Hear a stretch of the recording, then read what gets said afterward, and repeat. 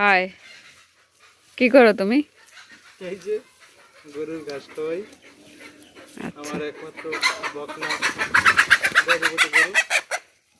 আচ্ছা, খাচ্ছে এভাবে?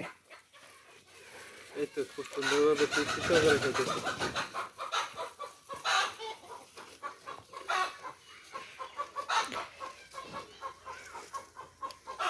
শহরে মানুষ এভাবে পাইবে তৃপ্তি? হ্যাঁ, এই জন্য গ্রামে আসতে হয়। গ্রামেই ফিল আছে, প্রকৃতির সঙ্গে মিশে হাত থেকে গরু খাবে একবারে ঘাস।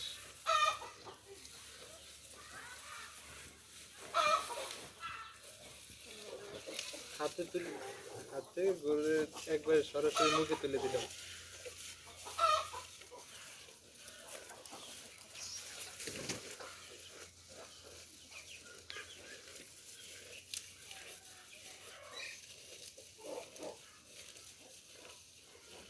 সবাই দোয়া রাখবেন আমার এই বকনা গাভী গরুর জন্য।